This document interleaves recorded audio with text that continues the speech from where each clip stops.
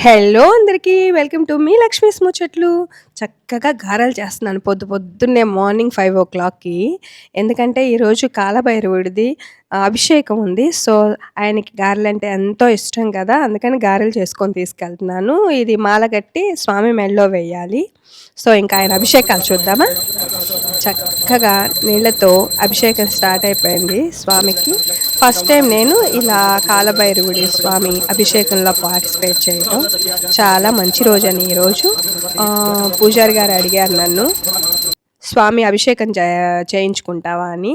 So, ఇంకా కావాల్సినయన్నీ చెప్పేశారు list. చక్కగా మార్కెట్‌కెళ్ళి అన్నీ తెచ్చుకున్నాను. నిజంగా ఈరోజు ఈ అభిషేకంలో నేను పాల్గొనటం అనేది నా అదృష్టం.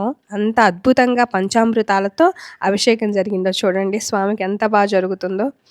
అలాగే చివరగా కొబ్బరి నీళ్ళనమాట. స్వామి కాలభైరవుడి గురించి చెప్పాలంటే ఇతనితో కూడా నాకు కాస్త అనుబంధం ఉంది. అది కూడా కాశీలోనే. ఎలా అంటే కాశీకి క్షేత్రపాలకుడనమాట. ఈ కాలభైరవుడు కాశీ క్షేత్రానికి వెళ్ళినప్పుడు అక్కడ ఏంటంటే కాశీ విశ్వేశ్వరుని దర్శనానికి ముందే కంపల్సరీ ప్రతి ఒక్కరూ కూడా కాలభైరవుడిని దర్శించుకున్నాక మాత్రమే శివయ్య తండ్రిని దర్శించుకోవాలి. అక్కడ రూల్ అనమాట ఇది. సో, అక్కడ కాలభైరవుడి టెంపుల్ అయితే అద్భుతంగా ఉంటది. 2 కళ్ళు సరిపోవు. అంతే రష్‌గా కూడా ఉంటది. సో, ఇప్పుడు విభూతితో, పసుపుతో, కుంకుమతో, గంధముతో అభిషేకం జరుగుతుంది. చూడండి ఎంత అద్భుతంగా ఉంటుందో. ఎస్పెషల్లీ గంధంతోనూ, పసుపుతోనూ చాలా అంటే చాలా అద్భుతంగా ఉంటది. 2 కళ్ళు సరిపోవట్లేదు తండ్రిని ఇలా చూడటానికి. ప్రతిరోజు నేను కాలభైరవాష్టకం టెంపుల్‌కెళ్తాను కదా శివాలయానికి. ప్రతిరోజు కాలభైరవాష్టకం చదువుతాను. ఇప్పుడు మీతో నేనొక రియల్‌గా నా లైఫ్‌లో జరిగిన ఒక ఇన్సిడెంట్‌ని, అంటే స్వామిని మనం నిజంగా నమ్మితే ఎలా మనల్ని వెన్నుంటి కాపాడతారు అనటానికి నా రియల్ లైఫ్‌లో జరిగిన ఒక ఓన్ ఎక్స్‌పీరియన్స్ చెప్తాననమాట. నేను మొన్న సైట్‌లో దొండకాయలు కోస్తున్నాననమాట దొండపందిరికి. అంకుల్ వాళ్ళు చూడకుండా నేను సైట్‌లో ఉన్న విషయం రాముని వదిలేశారనమాట. యాక్చువల్‌గా అసలు అది లాస్ట్ టైం ఒక 6 మంత్స్ బ్యాక్ ఇలానే అంకుల్ ఉన్నప్పుడే డ్రైవర్ లోపలికెళ్తే డ్రైవర్‌ని పీకి పెట్టింది మొత్తం తొడలు, పొట్ట అట్లాగా.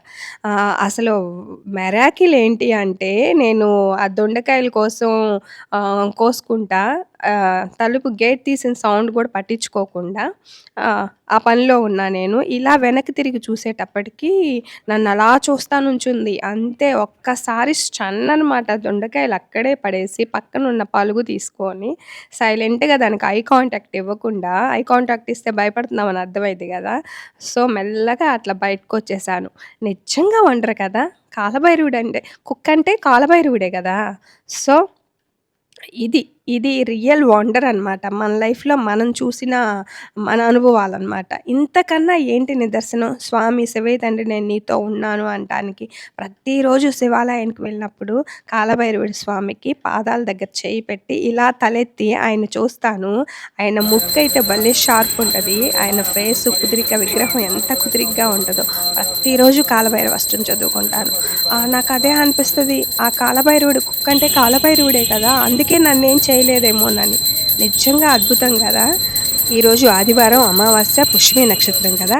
నార్మల్ డేస్‌లో కన్నా కూడా ఈరోజు పూజా ఫలం 10 రెట్లు ఎక్కువగుంటది. మీరందరూ హారతి తీసుకోండి. హర మమేవ శరణం మమ అస్మాతు కారుణ్య భావేన రక్ష జనార్దన రక్ష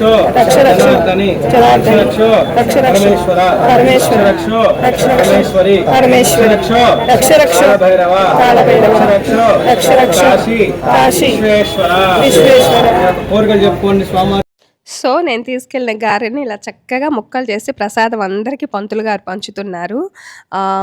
నన్ను పంతులు గారు ఎప్పుడైతే అభిషేకం ఆదివారం అమావాస్య వచ్చింది, చాలా మంచి రోజు, అభిషేకం చేసుకుంటారా అని అడిగినప్పుడు వెంటనే ఒప్పేసుకోవటానికి ఇదే కారణం. రాముతో నాకు జరిగిన ఎక్స్‌పీరియన్స్ అనమాట. చక్కగా తీర్థప్రసాదాలు స్వామికి అభిషేకం చేసినయి అన్నీ అందరికీ పంచుతున్నారు. ఈరోజైతే నిజంగా ఆ స్వామిని అలా చూడటం కన్నుల పండగగానే ఉంది. చివరిగా పచ్చ కర్పూరం స్వామివారి బుగ్గలకి ఎంత చక్కగా రాస్తున్నారో గదా! ప్రతిరోజు ఇలాగా కాలభైరవుడి పాదాలకు నమస్కరించుకొని తర్వాత మాత్రమే వెనక ఉన్న శివలింగం దగ్గరికి, శివయ్య తండ్రి దగ్గరికి అభిషేకానికి వెళ్తాను నేను. చక్కగా తీర్థప్రసాదాలన్నీ మేము స్వీకరించి అక్కడ ఉన్న వాళ్ళందరికీ కూడా పంచాను. ఈరోజు ఇంకొక స్పెషల్ కూడా ఉంది. ఈరోజు నా అన్న పుట్టినరోజు అనమాట. సో, నా అన్నయ్య ఎప్పుడు హెల్తీగా, హ్యాపీగా ఉండాలని మనస్ఫూర్తిగా ఆ శివయ్య తండ్రిని కోరుకున్నాను. ప్రతిరోజు ఇక్కడ గర్భగుడిలోకొచ్చి ఈ నంది పక్కన చక్కగా నేను కూడా నందీశ్వరుడికి పోటీగా కూర్చొని ఆ శివయ్య తండ్రి భక్తితో పోటీ పడతా ఉంటాననమాట రుద్రాక్ష మాల పెట్టుకొని. నిజంగా అద్భుతం.